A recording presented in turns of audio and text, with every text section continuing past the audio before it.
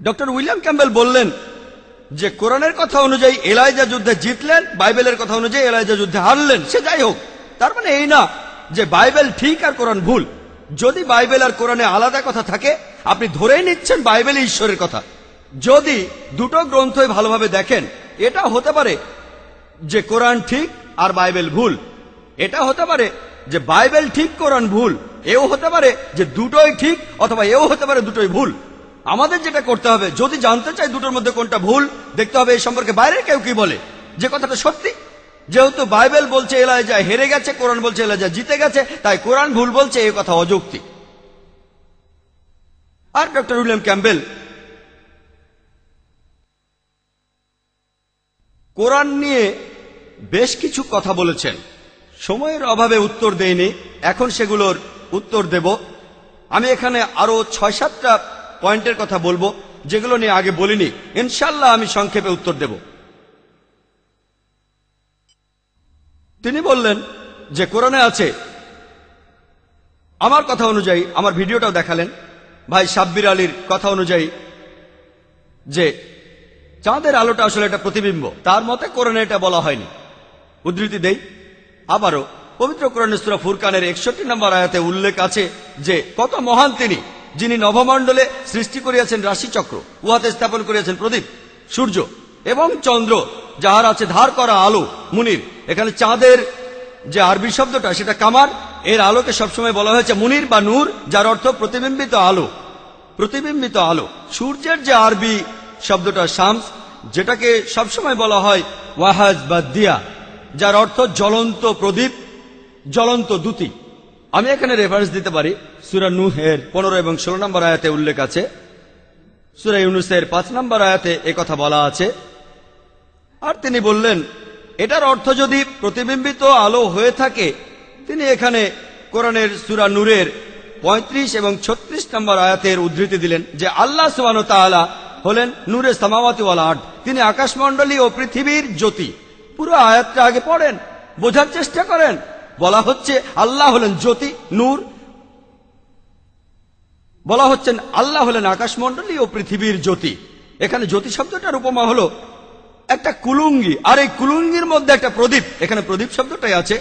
তাই আল্লাহ সুবহানাহু ওয়া তাআলা তিনি নিজেই নিজের আলো, আর তিনিই আলোর প্রতিবিম্ব। যেমন ধরুন একটা হ্যালোজেন ল্যাম্প, এখানে দেখতে পাচ্ছেন আপনারা, এর ভেতরের ল্যাম্পটা সূর্যের মতো, তবে রিফ্লেক্টরটা চাঁদের মতো। এটা প্রতিবিম্ব তৈরি করছে। ল্যাম্প মানে টিউবটা নিজেই আলো তৈরি করে, আর হ্যালোজেন ল্যাম্পের রিফ্লেক্টরটা প্রতিবিম্ব তৈরি করছে। এখানে একসাথে দুটোই আছে। তাহলে আল্লাহ সুবহানাহু ওয়া তাআলা আলহামদুলিল্লাহ নিজের আলো থাকার পাশাপাশি পবিত্র কোরআনেও বলা আছে কুলুঙ্গির মধ্যে প্রদীপ আছে, আর প্রদীপের আলো আল্লাহ সুবহানাহু ওয়া তাআলার নিজের আলো। আল্লাহ নিজেই তার প্রতিবিম্ব। ডক্টর উইলিয়াম ক্যাম্বেল বললেন যে কোরআনে আছে যে কোরআন হলো নূর, প্রতিবিম্ব তৈরি করছে। অবশ্যই কোরআন আল্লাহ সুবহানাহু ওয়া তাআলার নির্দেশ আর আলোর প্রতিবিম্ব তৈরি করছে। বলা হয়েছে মুহাম্মদ সাল্লাল্লাহু আলাইহি ওয়াসাল্লাম হলেন সিরাজ। হ্যাঁ, তাই তো। হাদিসে আমাদের নবী আমাদের বিভিন্ন নির্দেশ দিয়েছেন। তাই মুহাম্মদ সাল্লাল্লাহু আলাইহি ওয়াসাল্লাম তিনি আবার নূর, এছাড়াও তিনি সিরাজ। আলহামদুলিল্লাহ, তিনি যথেষ্ট জ্ঞানী ছিলেন। আলহামদুলিল্লাহ, তিনি আল্লাহর নির্দেশনা পেয়েছেন। আলহামদুলিল্লাহ। তাহলে যদি আপনি বলেন নূর মানে প্রতিবিম্বিত আলো, আর মুনিরও প্রতিবিম্বিত আলো, তারপর আলহামদুলিল্লাহ আপনি বৈজ্ঞানিকভাবে প্রমাণ করতে পারবেন যে চাঁদের আলো তার নিজের আলো নয়, এটা একটা প্রতিবিম্বিত আলো। ডক্টর উইলিয়াম ক্যাম্বেল ভবিষ্যৎবাণীর হিসাব করে দেখালেন। আমি আপনাদের দেখাতে পারি যে ওনার হিসাবটা ভুল। যাই হোক, সেটা করতে চাই না। আমি তর্কের খাতিরে মেনে নিলাম যে তিনি ঠিক, একমত হয়ে আলোচনা করছি। উনি যে হিসাবটা দেখিয়েছেন সেটা ঠিক, তর্কের খাতিরে মানলাম। তবে এর পাশাপাশি বাইবেলের অনেকগুলো ভবিষ্যৎবাণী সত্যি হয়নি।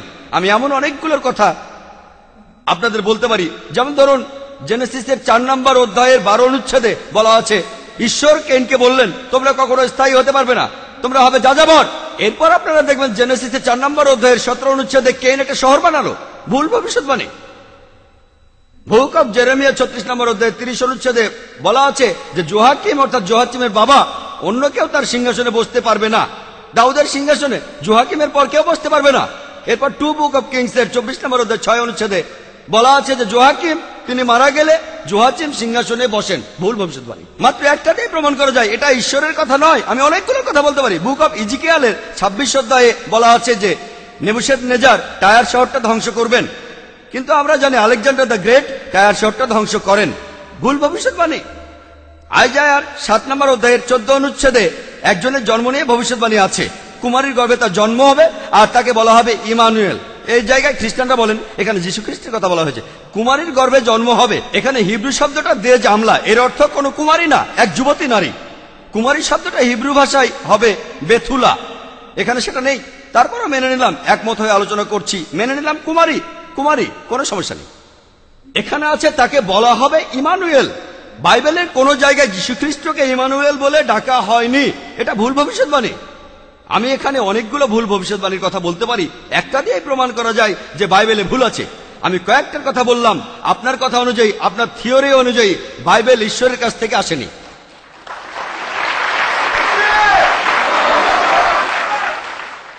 ডক্টর উইলিয়াম ক্যাম্বেল বললেন যে কোরআনের কথা অনুযায়ী এলাইজা যুদ্ধে জিতলেন, বাইবেলের কথা অনুযায়ী এলাইজা যুদ্ধে হারলেন। সে যাই হোক, তার মানে এই না যে বাইবেল ঠিক আর কোরআন ভুল।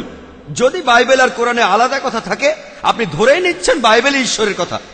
যদি দুটো গ্রন্থই ভালোভাবে দেখেন, এটা হতে পারে যে কোরআন ঠিক আর বাইবেল ভুল, এটা হতে পারে যে বাইবেল ঠিক কোরআন ভুল, এও হতে পারে যে দুটোই ঠিক, অথবা এও হতে পারে দুটোই ভুল। আমাদের যেটা করতে হবে, যদি জানতে চাই দুটোর মধ্যে কোনটা ভুল, দেখতে হবে এই সম্পর্কে বাইরের কেউ কি বলে, যে কথাটা সত্যি।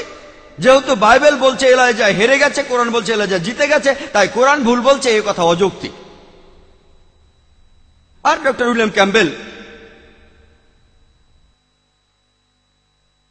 কোরআন নিয়ে বেশ কিছু কথা বলেছেন, সময়ের অভাবে উত্তর দেইনি, এখন সেগুলোর উত্তর দেব। আমি এখানে আরো 6-7টা পয়েন্টের কথা বলবো যেগুলো নিয়ে আগে বলিনি, ইনশাল্লাহ আমি সংক্ষেপে উত্তর দেব। তিনি বললেন যে কোরআনে আছে, আমার কথা অনুযায়ী, আমার ভিডিওটাও দেখালেন ভাই সাব্বির আলীর কথা অনুযায়ী, যে চাঁদের আলোটা আসলে একটা প্রতিবিম্ব। তার মতে কোরআনে এটা বলা হয়নি। উদ্ধৃতি দেই আবারও, পবিত্র কোরআনের সূরা ফুরকানের 61 নম্বর আয়াতে উল্লেখ আছে যে কত মহান তিনি, যিনি নভমণ্ডলে সৃষ্টি করিয়াছেন রাশিচক্র, উহাতে স্থাপন করিয়াছেন প্রদীপ, সূর্য এবং চন্দ্র, যাহার আছে ধার করা আলো।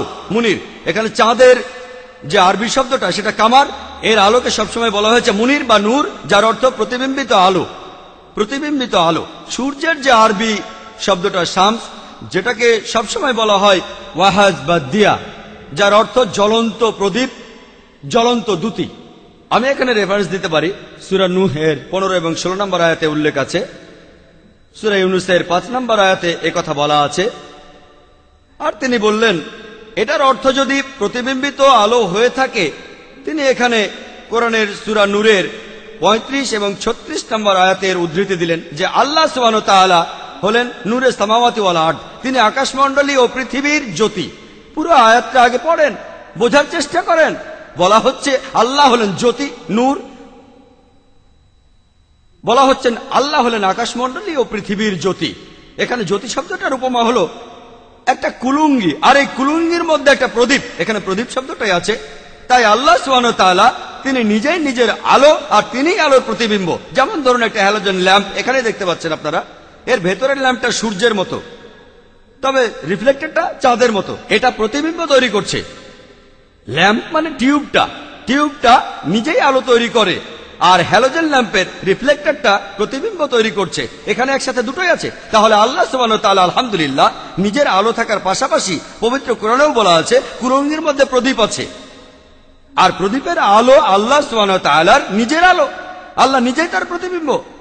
ডক্টর উইলিয়াম ক্যাম্বেল বললেন যে কোরআনে আছে যে কোরআন হলো নূর, প্রতিবিম্ব তৈরি করছে। অবশ্যই কোরআন আল্লাহ সুবহানাহু ওয়া তাআলার নির্দেশ আর আলোর প্রতিবিম্ব তৈরি করছে। বলা হয়েছে মুহাম্মদ সাল্লাল্লাহু আলাইহি ওয়াসাল্লাম হলেন সিরাজ। হ্যাঁ, তাই তো। হাদিসে আমাদের নবী আমাদের বিভিন্ন নির্দেশ দিয়েছেন। তাই মুহাম্মদ সাল্লাল্লাহু আলাইহি ওয়াসাল্লাম তিনি আবার নূর, এছাড়াও তিনি সিরাজ। আলহামদুলিল্লাহ, তিনি যথেষ্ট জ্ঞানী ছিলেন। আলহামদুলিল্লাহ, তিনি আল্লাহর নির্দেশনা পেয়েছেন। আলহামদুলিল্লাহ। তাহলে যদি আপনি বলেন নূর মানে প্রতিবিম্বিত আলো আর মুনিরও প্রতিবিম্বিত আলো, তারপর আলহামদুলিল্লাহ আপনি বৈজ্ঞানিকভাবে প্রমাণ করতে পারবেন যে চাঁদের আলো তার নিজের আলো নয়, এটা একটা প্রতিবিম্বিত আলো। ডক্টর উইলিয়াম ক্যাম্বেল আরো কিছু কথা বলেছেন সূরা কাহাফ নিয়ে। এখানে 86 নম্বর আয়াতে উল্লেখ আছে যে জুলকারনাইন সূর্যকে অস্ত যাইতে দেখিল পঙ্কিল জলাশয়ে, নোংরা পানির মধ্যে। চিন্তা করুন, সূর্য ডুবছে পঙ্কিল জলাশয়ে, অবৈজ্ঞানিক। এখানে আরবি শব্দটা আছে, সেটা হলো ওয়াজাদা, যার অর্থ জুলকারনাইনের কাছে মনে হয়েছিল। ডক্টর উইলিয়াম ক্যাম্বেল আরবি জানেন। ওয়াজাদা অর্থ ডিকশনারিতেও দেখতে পাবেন, এর অর্থ মনে হয়েছিল। এখানে আল্লাহ তাআলা বলছেন জুলকারনাইনের কাছে কি মনে হয়েছিল। যদি আমি বলি যে ক্লাসে একটা ছেলে বলেছে 2 + 2 = 5, আপনি বললেন জাকির নায়েক বলছে, কিন্তু সেটা আমি বলিনি। আমার ক্লাসে একটা ছেলে বলেছে 2 + 2 = 5, আমি ভুল বলিনি, ছেলেটা ভুল বলেছে। আপনি অনেকভাবে এই আয়াতটার ব্যাখ্যা দিতে পারেন। একটা হলো এভাবে, মোহাম্মদ আসাদের পথে ওয়াজাদা মানে মনে হয়েছিল, এটা মনে হয়েছিল জুলকারনাইনের কাছে। অন্য আরেকটা ব্যাখ্যা, এখানে আরবি শব্দ হলো মাগরিব, এটাতে সময় বা স্থান দুটোই বোঝানো যায়। এখানে বলা হচ্ছে সূর্যাস্ত, এটাকে সময় বলে ধরা যায় যদি বলি সূর্য অস্ত যাবে সন্ধ্যে 7টায়। এখানে আমি বলছি সময়। যদি আমি বলি সূর্য অস্ত যাবে পশ্চিমে, তাহলে আমি স্থানের কথা বলছি। আর এখানে মাগরিব শব্দটা দিয়ে বোঝানো হয়েছে সময়। আর জুলকারনাইন সূর্যাস্তের জায়গাটাতে পৌঁছাননি, এখানে এটা সময়। তিনি সূর্যাস্তের সময় সেখানে পৌঁছলেন, সমাধানটা হয়ে গেল। এছাড়াও আরো অনেকভাবে এটার সমাধান করা যায়। যদি ডক্টর উইলিয়াম ক্যাম্বেল বলেন যে না না না, এখানে খুব বেশি অনুমান করা হচ্ছে, এটা আসলে মনে হওয়া নয়, আসলে এখানে ভুল আছে, আসলে আমরা আরেকভাবে দেখি। সেটা কোরআনে বলা হয়েছে সূর্য অস্ত যাচ্ছে পঙ্কিল জলাশয়ে। এখন আমরা জানি, আমরা বিভিন্ন কথা বলি, যেমন সূর্যোদয়ের সূর্যাস্ত। সূর্য কি ওঠে? সত্যি কথা বলতে গেলে সূর্য ওঠে না, আর সূর্য অস্তও যায় না। বিজ্ঞান আমাদের বলে যে সূর্য কখনো অস্ত যায় না, পৃথিবী যে ঘুরছে এই কারণেই সূর্যোদয় আর সূর্যাস্ত হচ্ছে। কিন্তু তারপরও আপনারা খবরের কাগজে দেখতে পাবেন লেখা থাকে সূর্যোদয় ভোর 6টায়, অস্ত যাবে সন্ধ্যে 7টায়। ও খবরের কাগজ ভুল বলছে, অবৈজ্ঞানিক। যদি আমি বলি ডিজাস্টার, ও ডিজাস্টার হয়েছে। ডিজাস্টার মানে কোনো একটা দুর্ঘটনা বা বিপর্যয়। শব্দার্থ করলে ডিজাস্টার মানে শয়তান নক্ষত্র। তাই আমি ডিজাস্টার বললে সবাই বুঝবে যে একটা বিপর্যয়ের কথা বলছি, শয়তান নক্ষত্র বোঝাচ্ছি না। ডক্টর উইলিয়াম ক্যাম্বেল আর আমি জানি যে কোনো পাগল লোককে আমরা বলি লুনাটিক। ঠিক না ভুল? অন্ততপক্ষে আমি জানি, আর আমার বিশ্বাস ডক্টর উইলিয়াম ক্যাম্বেল শব্দটা জানেন। যদি আমরা কাউকে বলি লুনাটিক, তার অর্থ পাগল। লুনাটিক শব্দটার অর্থ আসলে কি? এর অর্থ হলো চন্দ্রাহত।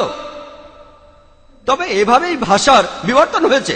একইভাবে সূর্যোদয় এই শব্দটা আমরা সবাই ব্যবহার করতে অভ্যস্ত, আর আল্লাহ আমাদের মানুষ জাতিকে নির্দেশনা দিয়েছেন, তিনি শব্দটা বলেছেন যাতে আমরা বুঝতে পারি। তাই শব্দটা হলো সূর্যাস্ত। সূর্য আসলে অস্ত যাচ্ছে না, আর সূর্য উদয়ও হচ্ছে না। তাহলে এভাবে ব্যাখ্যা করে পরিষ্কারভাবে বোঝানো যায় যে এই কথাটা পবিত্র কোরআনের সূরা কাহাফের 86 নম্বর আয়াতে আছে। বিজ্ঞানের সাথে সামঞ্জস্যহীন কিছু বলা হয়নি, এভাবে আমরা মানুষরা কথা বলে থাকি। ডক্টর ক্যাম্বেল বললেন যে সূরা ফুরকানের 45 ও 46 নম্বর আয়াতে উল্লেখ আছে যে আল্লাহ ছায়াকে লম্বা ও সম্প্রসারিত করেন, তিনি এটাকে স্থির রাখতে পারতেন। সূর্য এটা নির্দেশক। আর তার বইয়ে বলেছেন সূর্য কি নড়াচড়া করে? এই আয়াতের কোথায় সেটা বলা আছে? সূরা ফুরকানের 45 ও 46 আয়াতে স্পষ্ট লেখা আছে সূর্য গতিশীল, এ কথা কোথাও বলা হয়নি।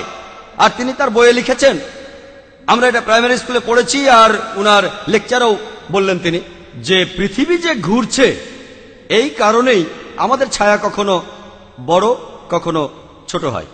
তবে কোরআনে বলা হচ্ছে যে সূর্য হলো ইহার নির্দেশক। আজকের দিনে যে লোকটা প্রাইমারি স্কুল পাশ করেনি সে জানে ছায়া হচ্ছে সূর্যের কারণে।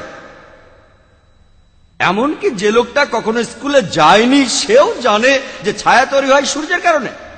তাই কোরআন ঠিকই বলছে, এখানে বলা হচ্ছে না সূর্য গতিশীল সেজন্য ছায়া হয়। উনি কোরআনের মধ্যে নিজের কথা ঢোকাচ্ছেন। সূর্য এটা নির্দেশক, নির্দেশ দিচ্ছে ছায়াকে। সূর্যের আলো না থাকলে আমরা ছায়া পাবো না। এই লাইটগুলো অবশ্য ছায়া পড়বে, সেটা আলাদা কথা। তবে এখানে সেই ছায়া কথা বলা হচ্ছে যেটা আকার পরিবর্তন করে, লম্বা হয় আবার খাটো হয়। ডক্টর উইলিয়াম ক্যাম্বেল সুলাইমানের মৃত্যু নিয়ে বললেন, পবিত্র কোরআনে সূরা সাবার 12 থেকে 14 আয়াতের উল্লেখ করে তিনি বললেন, চিন্তা করেন একজন লাঠিতে ভর দিয়ে আছেন আর তিনি মারা গেলেন, কেউ টের পেল না, ইত্যাদি। অনেকভাবে এটার ব্যাখ্যা দেওয়া যায়। 1 নম্বর পয়েন্ট, সুলাইমান আলাইহিস সালাম আল্লাহর নবী ছিলেন।